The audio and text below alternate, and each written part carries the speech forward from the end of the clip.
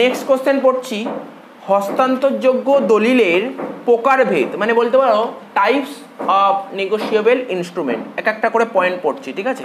কি কি আগে আছে আগে একটু শুনে নিই। হস্তান্তরযোগ্য দলিলের প্রকারভেদ, প্রথম পয়েন্ট বলছে bearer negotiable instrument. Bearer negotiable instrument মানে হচ্ছে বাহক দেহ হস্তান্তরযোগ্য দলিল। Next order negotiable instrument. Order negotiable instrument এটা হচ্ছে তোমার আদিষ্ট দেহ হস্তান্তরযোগ্য দলিল। ঘাবড়ানোর কিছু নেই, আদিষ্ট আমি পড়বো, আদেশ দেবে, আদেশ, অর্ডার। অর্ডার ইংলিশটা, এই জন্য ইংলিশটা পড়াচ্ছি। তারপর বলছে ইনল্যান্ড নেগোশিয়েবল ইনস্ট্রুমেন্ট। ইনল্যান্ড মানে দেশের মধ্যেই বিল হবে, এমন বিল হবে দেশের মধ্যে, পড়বো, বুঝিয়ে দেবো। ইনল্যান্ড মানে দেশের মধ্যে। আর তারপর হচ্ছে ফরেন নেগোশিয়েবল ইনস্ট্রুমেন্ট মানে কি হবে বলতো, দুটো দেশের মধ্যে আদান প্রদান হবে। ধর বিলটা পাঠালো ধর ফরেন থেকে ইন্ডিয়াতে পাঠালো, এরকম হতে পারে, বা ইন্ডিয়া থেকে ফরেনে পাঠালো, বুঝতে পারলি তো? এটা হচ্ছে তোর ফরেন নেগোশিয়েবল ইনস্ট্রুমেন্ট। আর কি হতে পারে, নেগোশিয়েবল ইনস্ট্রুমেন্ট উইদাউট ডেট, ডেটই লেখা নেই, ইনস্ট্রুমেন্টে ডেট লেখা নেই, এরকম বলে কি হতে পারে।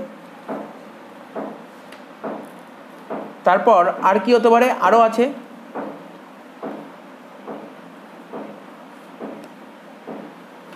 একটা অসম্পূর্ণ বলতে পারিস, মানে ফুল নেই, নেগোশিয়েশন পুরোপুরি নেই, ফুল নেই, কিছু অসম্পূর্ণ আছে, এরকম থাকলে কি হতে পারে, অ্যাকোমোডেশন বিল হতে পারে একটা। তারপরে instrument payable on demand, documentary bill, escrow, তারপর হচ্ছে তোর অ্যাম্বিসিয়াস নেগোশিয়েবল ইনস্ট্রুমেন্ট। সমস্ত সবকটা পয়েন্ট পড়ছি এক একটা করে, ঠিক আছে? সবকটা পয়েন্ট এক একটা করে পড়ছি, ঠিক আছে? শোন, প্রথম পয়েন্টটা কি বললাম, বিআরআর negotiable instrument. Bearer negotiable instrument, বিআরআর মানে বাহক, বিআরআর মানে বাহক, বাহক দেহ হস্তান্তরযোগ্য দলিল, মানে যে ক্ষেত্রে, ঠিক আছে, এই নেগোশিয়েবল ইনস্ট্রুমেন্টে প্রাপকের নাম উল্লেখ থাকে না, প্রাপকের নাম উল্লেখ থাকে না। প্রাপক মানে বুঝতে, আর ভাই কাকে টাকাটা দেবো তার নামই লেখা নেই, কাকে টাকাটা দিতে হবে তার নাম লেখা নেই, ঠিক আছে? বা থাকে না, বা দলিলে উল্লেখ থাকে যে দলিলের বাহক মেয়াদপূর্তি মানে ম্যাচুরিটি, ম্যাচুরিটির দিন দলিলটি পরিশোধের জন্য উপস্থাপিত করলেই দলিলে উল্লিখিত অর্থ পাবে। অনেকে লিখে দেয় না, কাকে টাকা দিতে হবে তার নাম লিখে দেয় না, সুবিধা হয়, টাকার না মানে অন্য কেউ গিয়ে টাকাটা তুলে নিয়ে চলে আসতে পারে, বুঝতে পারলি তো? এখানে কি বললাম বল, বাহক দেহ হস্তান্তরযোগ্য দলিল বলতে আমরা সেই হস্তান্তরযোগ্য দলিলকে বোঝাই যেই দলিলে প্রাপকের নাম লেখা থাকবে, অর্থাৎ যাকে পেমেন্ট করতে হবে তার নাম লেখা থাকবে, বা দলিলে উল্লেখ থাকে যে দলিলের বাহক মেয়াদপূর্তির দিন দলিল পরিশোধের জন্য উপস্থাপিত করলেই দলিলে উল্লেখিত অর্থ পেয়ে যাবে, বুঝতে পারলি তো? ধর সুমন আমার কাছে টাকা পাবে, আমি দলিলে সুমনের নাম লিখিনি, ঠিক আছে তো? ও না গিয়ে অন্য কাউকে দিয়ে দিল, যে কেউ টাকা তুলে নিয়ে চলে আসতে পারবে, এখানে এটাই বলি। তাহলে বুঝতে পারলি বাহক দেহ হস্তান্তরযোগ্য দলিল জিনিসটা কি? তারপর বলছে আদিষ্ট দেহ হস্তান্তরযোগ্য দলিল মানে অর্ডার নেগোশিয়েবল ইনস্ট্রুমেন্ট। হস্তান্তরযোগ্য দলিলে যখন প্রাপকের নাম নির্দিষ্ট থাকে, অর্থাৎ আমি একটা বিল লিখে দিচ্ছি, সুমনের নাম লেখা থাকবে, ওর নামটা লেখা থাকবে, তো ও ছাড়া অন্য কেউ টাকা তুলতে পারবে না, এটাকে বলে আদিষ্ট। বোঝা গেল? বেশি বলার দরকার নেই, নর্মাল ব্যাপার। একটা বাহক আর আদিষ্ট ডিফারেন্সটা বুঝতে পেরেছিস তো? আচ্ছা, তারপরে অন্তর্দেশীয় হস্তান্তরযোগ্য দলিল, যেমন ধর যখন কোনো এই দলিলটা মানে নেগোশিয়েবল ইনস্ট্রুমেন্টটা ভারতে লেখা হয়েছে, ইন্ডিয়াতে লেখা হয়েছে, এবং পেমেন্টও কিন্তু ইন্ডিয়াতেই হয়েছে, এরকম দলিলকে কি বলা হয়, হস্তান্তরযোগ্য দলিল। সেক্ষেত্রে দুজনকে কি হতে পারে, কোন দেশের লোক হতে হবে, দুজনকে ভারতীয় নাগরিক হতে হবে। এবার বলছি স্যার, বলেছে বিদেশি হস্তান্তরযোগ্য দলিল, যখন কোনো হস্তান্তরযোগ্য দলিল ভারতে প্রস্তুত হয়েছে কিন্তু বিদেশে ব্যক্তির দ্বারা প্রদেয় হয়। কি বললাম, হস্তান্তরযোগ্য দলিল ভারতে তৈরি করা হয়েছে কিন্তু বিদেশি ব্যক্তির দ্বারা প্রদেয় হয়, মানে বিদেশে পেমেন্ট করা হবে, উল্টো বিদেশে প্রস্তুত হয়েছে কিন্তু ভারতে রিসিভড হয়েছে, বুঝতে পারছিস তো? এরকম হলে তখন তাকে বলে বিদেশি হস্তান্তরযোগ্য দলিল। এরকম দলিলের ক্ষেত্রে একটা পক্ষকে অবশ্যই ফরেনার হতে হবে, বিদেশি নাগরিক হতে হবে। তবে তারিখহীন হস্তান্তরযোগ্য দলিল বলছে এমন কিছু হস্তান্তরযোগ্য দলিল দেখা যায় যেখানে কিনা কোনো তারিখই থাকে না, কোনো তারিখ থাকে না, এটাকে বলে তারিখহীন হস্তান্তরযোগ্য দলিল। এখন তুই বলছিস স্যার তারিখ না থাকলে কি করে হবে? হ্যাঁ, তারিখ না থাকলেও নিশ্চয়ই অন্য কিছু প্রমাণপত্র থাকে। এখানে বলেছে বিভিন্ন সাক্ষ্য প্রমাণের ভিত্তিতে এই প্রকার দলিলের অর্থ প্রদানের তারিখ নির্দিষ্ট করা হয়। তার বলছে অসম্পূর্ণ হস্তান্তরযোগ্য দলিল। এটা কি? যখন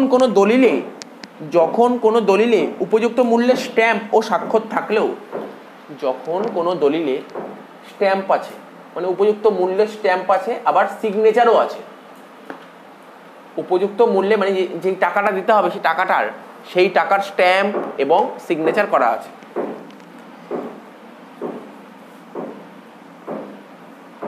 কিন্তু কোনো কিছু লেখা নেই। ভাব, এমন একটা জিনিস দিয়ে দিয়েছে, সিগনেচার করা আছে, আবার কি করা আছে, স্ট্যাম্পও বসানো আছে কত টাকার, কিন্তু দলিলের মধ্যে আর কিছু লেখাই নেই, দলিলটাই ফাঁকা, মানে যে দলিলটা কাগজটা পুরোটাই ফাঁকা রেখেছে, আর কিছু লেখা নেই। অর্থাৎ এই অবস্থায় হস্তান্তর করা হয় তাকে বলে হস্তান্তরযোগ্য দলিল। তারপর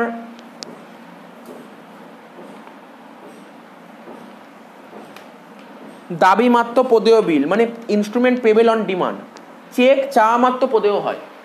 দেখ, চেক আর বিলের মধ্যে একটা ডিফারেন্স বুঝতে হবে, ভালো করে বোঝ। যদি চেকে পেবেল অন ডিমান্ড এরকম কথা যদি লেখা থাকে, ঠিক আছে, সঙ্গে সঙ্গে পেমেন্ট করে দিতে হবে। কিন্তু বাণিজ্যিক হুন্ডি, ভালো করে শোন, মানে কি বললাম আমি একটু আবার বলেছি, রিপিট করে দিচ্ছি। চেক চাওয়া মাত্র প্রদেয় হয়। চেক যখন চাবে, ধর আজকে তোকে একটা চেক দিয়ে দিলাম, তোকে এখন আমি তুই চেক চেলি, তোকে চেক দিয়ে দিলাম, তুই চেকটা ব্যাংকে নিয়ে চলে গেলি, ঠিক আছে, 2 দিন 3 দিনের মধ্যে চেকটা ভাঙিয়ে নিবি, টাকা পেয়ে গেলি। কিন্তু বিলের ব্যাপারটা কি জানিস তো, বাণিজ্যিক হুন্ডি মানে বিল অফ এক্সচেঞ্জ বা প্রমিসারি নোট, যদি ওর মধ্যে যদি লেখা থাকে পেবেল অন ডিমান্ড, এই কথাটা যদি লেখা থাকে, তবেই কিন্তু চাওয়া মাত্র প্রদেয় হয়, পেবেল অন ডিমান্ড কথা লেখা থাকলে। কিন্তু চেক ফেকের ক্ষেত্রে এরকম ম্যাটার করে না, চেকে কিন্তু এরকম কোনো নির্দেশ থাকে না, চাওয়া মাত্র প্রদেয় কথাটা মাথায় রাখতে হবে তোকে। তাহলে ডকুমেন্টারি বিল কি? যখন কোনো বাণিজ্যিক হুন্ডির সঙ্গে রেলওয়ে রসিদ, তারপর চালানি রসিদ যোগ করে দেওয়া হয়, তখন তাকে বলে দলিল বাণিজ্যিক হুন্ডি। এসক্রো জিনিসটা কি? এসক্রো বলে একটা পয়েন্ট বলছে, মালিকানা সত্ত্ব ত্যাগ না করে যদি কোনো বিশেষ সত্ত্ব সাপেক্ষে যদি কোনো হস্তান্তরযোগ্য দলিল তৃতীয় পক্ষকে প্রদান করা হয়, মালিকানা সত্ত্ব ত্যাগ না করে যদি কোনো বিশেষ সত্ত্বে, ঠিক আছে, যদি কোনো বিশেষ সত্ত্বে কোনো হস্তান্তরযোগ্য দলিল তৃতীয় পক্ষকে দিয়ে দেওয়া হয়, তখন তাকে এসক্রো বলে।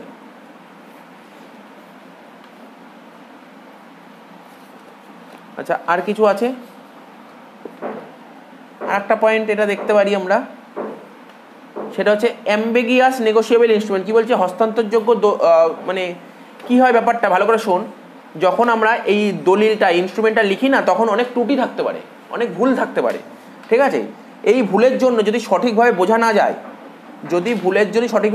যে দলিলটা প্রকৃতপক্ষে কি, এটা কি প্রমিসারি নোট নাকি বিল অফ এক্সচেঞ্জ, তখন তাকে বলা হয় অ্যাম্বিগিয়াস নেগোশিয়েবল ইনস্ট্রুমেন্ট।